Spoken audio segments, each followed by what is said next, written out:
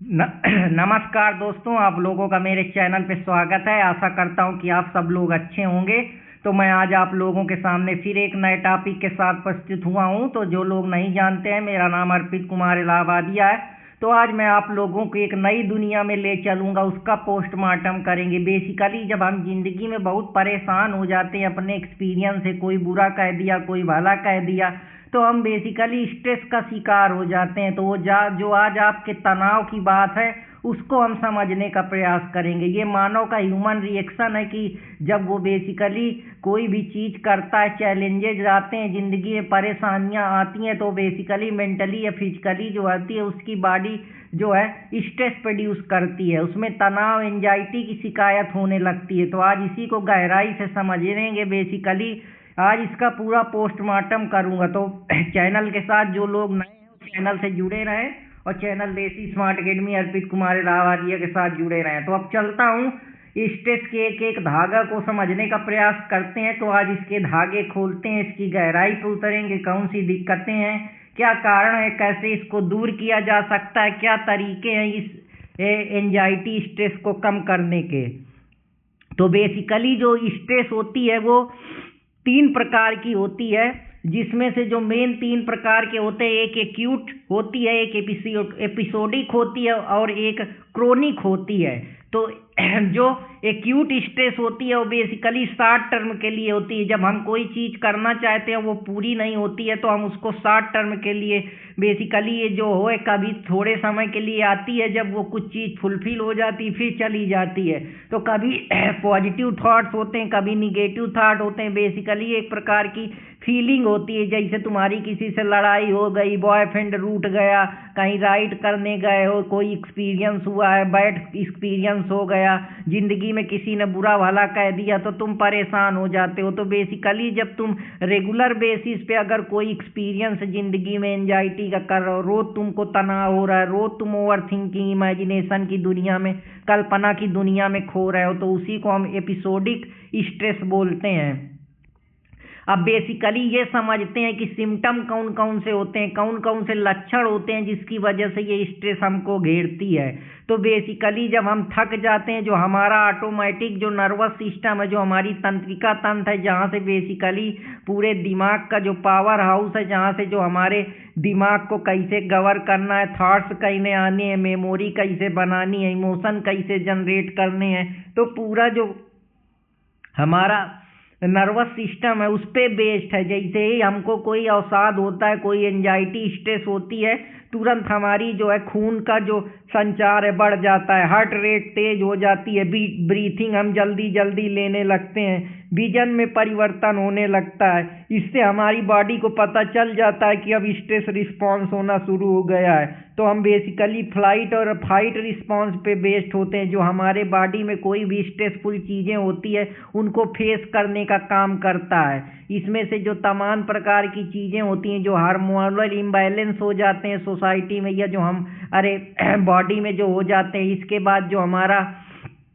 रोग प्रतिरोधक क्षमता है उसमें भी समस्याएं देखने को मिलती हैं, जिसको हम बेसिकली इम्यूनिटी सिस्टम बोलते हैं। इम्यूनिटी जो होती है उसमें भी डिसबैलेंस देखने को मिलता है। तो यही कुछ सिम्टम होते हैं जिनके बारे में फिजिकल सिम्टम पे बात करता हूँ कि आपको खजली होने लगती है, पेन होने लगता है। चेस्ट क्या है, बेसिकली चेस्ट में जो है छाती में पेन होने लगता है, जो हार्ट की रेट है, बीपी है, वो काफ़ी तेज चलने लगती है। बेसिकली आप थका थका महसूस करते हैं, स्लीपिंग महसूस होती है, हेडेक, नर्वस सिस्टम जो है तुम्हारा, हेडेक की समस्याएं या डिजनीनेस आने लगती है, नीरस आने लगता है, हाइपर टेंशन बढ़ जाती है। बेसिकली बीपी जो होती है वो हाई हो जाती है, मसल जो है तुम्हारे बिल्कुल टेंशन में आ जाते हैं, काम नहीं करते हैं, जौ में क्लिंचिंग आ जाती है, डाइजेस्टिव प्रॉब्लम तुमको घेर लेती है, स्टोमक में प्रॉब्लम आने लगती हैं, पेट से ऐसी समस्याएं जो दिक्कत करती हैं। फिजिकल इंटीमेसी, इन सारी चीज़ों में ट्रबल होता है। सिस्टम जो तुम्हारा इम्यूनिटी है वो वीक हो जाती है। ये तो फिजिकली लेवल पे डिपेंड करते हैं जो तुम्हारी बॉडी को चैलेंज करते हैं। एक साइकोलॉजिकल सिम्टम होता है जहाँ जो स्ट्रेस है बेसिकली तुम कोई थॉट्स पे लेकर, कोई इवेंट पे लेकर, कोई इमोशन पे लेकर, किसी के बिहेवियर एटीट्यूड को लेकर जब हम अपने मेंटल माइंड में कोई साइकोलॉजिकली सिम्टम बना लेते हैं, जैसे हमकी इरिटेबिलिटी के कारण हो जाता है, डिप्रेशन में चले जाते हैं, सिंजोफर्निया हो जाती है, ओवर एक्सप्रेशन या ओवर एटीट्यूड में चले जाते हैं, पैनिक अटैक आ जाते हैं, ओवर थिंकिंग घेर लेती है, एंजाइटी डिप्रेशन परेशान करता है, लोनलीनेस, सिंपटीनेस, सैडनेस, इसकी वजह से समस्याएं होती हैं। या जो हमारे थॉट्स हैं वो डिसबैलेंस हो जाते हैं, कॉग्निटिव डिसोनेंस हो जाता है, सेल्फ सबोटेज हो जाता है, हम अपनी सफलता को ही नहीं पचा पाते हैं, इम्पोस्टर सिंड्रोम जैसी समस्याएं घेर लेती हैं। तो बेसिकली तुम्हारा बिहेवियर है जो तुमको परेशान करता है, जिसकी वजह से तुम्हारे स्ट्रेस रैश हो जाते हैं, छोटे छोटे जो लाल प्रकार के धब्बे होते हैं तुम्हारे बम्ब में। तो ये सारी चीज़ें हैं जो तुम्हारे स्वेलिंग, तुम्हारे जो स्किन के सरफेस लेवल पे दिखने लगती है, खुजली होने लगती है, हर्ट होने लगता है, कुछ प्रकार के जो फूड्स हैं जैसे फैब्रिक्स हैं, केमिकल हैं, इनसे एलर्जी का रिएक्शन होने लगता है जो तुम्हारे को स्ट्रेस को और बढ़ाते हैं और ट्रिगर करते हैं। बाद में वही जो है फैल जाता है।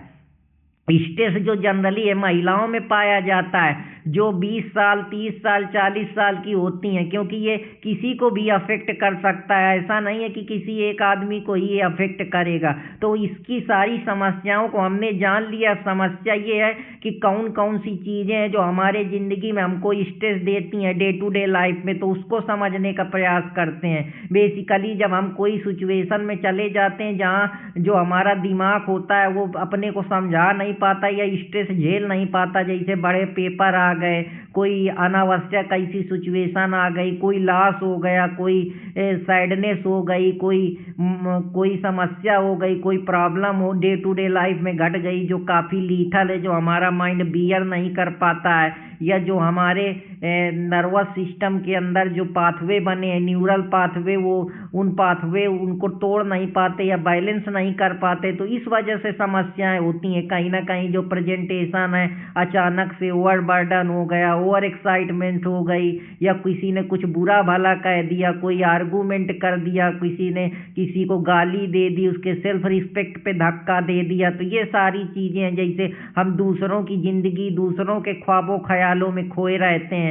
तो यही हमारे स्ट्रेस का कारण बनती हैं। कहीं हमको किसी ने धक्का दे दिया, हमारे जो इमोशन है उसके साथ खिलवाड़ कर रहा है, हमको इमोशनली चीट कर रहा है, परेशान कर रहा है, ट्रैफिक जाम में फंस गए, कोई अवसाद मेंटली घेर लिया, पैसा नहीं कमा पा रहे हैं, दूसरे हमसे सेल्फ रिस्पेक्ट वैलिडेशन के चक्कर में, यही सब कॉम्प्लिकेशन है जो तुमको परेशान करते हैं। और यही तुम्हारे दिमाग में आगे चल के बहुत बड़ा अवसाद, घेरा और लोसम ये सब पैदा करते हैं, जो आगे चल के तुम्हारी एंजाइटी, तुम्हें डिप्रेशन में, तुम्हारे मेंटल हेल्थ को चैलेंज करते हैं, जैसे तुम्हारे इम्यून सिस्टम को कमजोर कर देते हैं, गठिया जैसे रोग हो जाते हैं, पैरासोराइसिस हो जाता है, डाइजेस्टिव सिस्टम में तुम्हारा जो वेट है घट बढ़ जाता है, अल्सर हो जाते हैं, मुहावा निकल आते हैं, इरिटेबल बाउल सिंड्रोम हो जाता है, जो आँत से है वो खाना अंदर नहीं जा पाता, जिससे जो है सही तरीके से आंतें काम नहीं करती, तो डाइजेस्टिव सिस्टम बेहतर तरीके से वर्क नहीं करता। तो स्ट्रेस कोई एक चीज़ पे डिपेंड नहीं है, ना तो इसको मेजर किया जा सकता। ये सब्जेक्टिव बेसिस, इंटेंशन के बेसिस पे है कि कहाँ कैसे कैसे हम एक्सपीरियंस करते हैं, कैसे कैसे हम उसको समझते हैं, फील करते हैं, उसके बारे में गहराई में उतरते हैं। ज़िंदगी में कौन कौन सी चीज़ तुमको स्ट्रेस पैदा कर सकती है। सोशल लेवल पे मैरिज की समस्याएं हैं, लोनलीनेस की समस्याएं हैं, एडिक्शन की समस्याएं, इकोनॉमिक लेवल में पैसा कौड़ी की समस्याएं हैं, पॉलिटिकल लेवल में इकोनॉमिकल वैल्यू जो तुम्हारी है, तो इसके बाद साइकोलॉजिकल लेवल में जो तुम समस्याएं झेल रहे हो, वैसे ही तुम्हारी बहुत सारी समस्याएं हैं जो कहीं ना कहीं स्ट्रेस को जन्म देती हैं, जो आगे चल के डायग्नोस या हाई ब्लड प्रेशर की वजह से समस्याएं प्रोवाइड हो जाती हैं। तो अब इससे कैसे बचा जाए, कैसे निकला जाए, इसी कड़ी को आज समझाने का प्रयास करूंगा।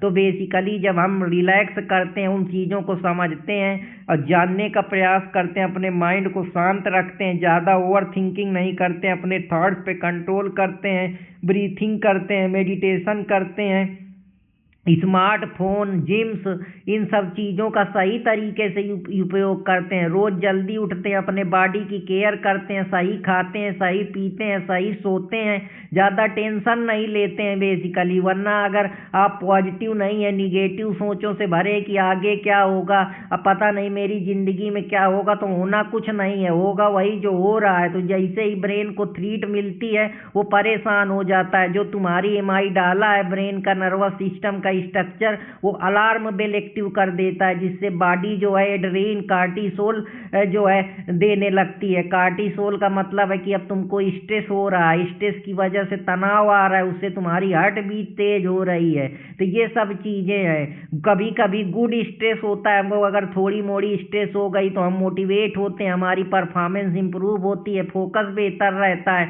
लेकिन अगर तुम ओवरवेल्म हो जाते हो, बर्न आउट नहीं होते हो, हेल्पनेस नहीं महसूस करते हो, तो बेसिकली स्ट्रेस कंट्रोल से बाहर जब चला जाता है तब वो समस्या का विजय बनता है। इसे बायोलॉजिकल बेसिस पे होता है, जहाँ हमारे हार्मोन्स, नर्वस सिस्टम हमको कंट्रोल करते हैं। तीसरा, हमारे इमोशन के साथ कोई खेलता है, कोई बुरा भला कहता है, थॉट्स में समस्याएं होती हैं, ओवर एक्साइटमेंट हो जाते हैं, ओवर इंटिसिपेशन करने लगते हैं, एस्टिमेशन, इमेजिनेशन की दुनिया में खोने लगते हैं, और जब वो नहीं पूरी होती तब परेशानी होती है।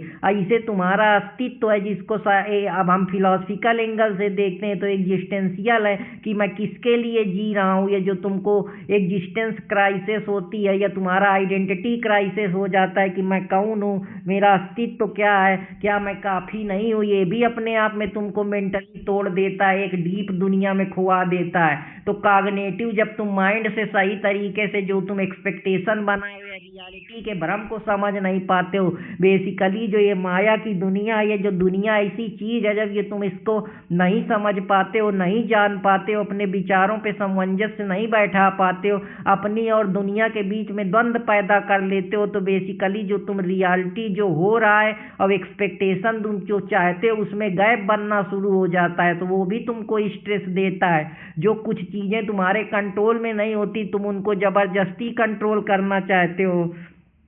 यही स्टोइक फिलॉसफी कहती है कि जो चीज़ें तुम्हारे कंट्रोल पे नहीं है उनको ध्यान ना दो, जो कंट्रोल पे है उस पे चलो, उस पे खो, तभी खुशी रहोगे।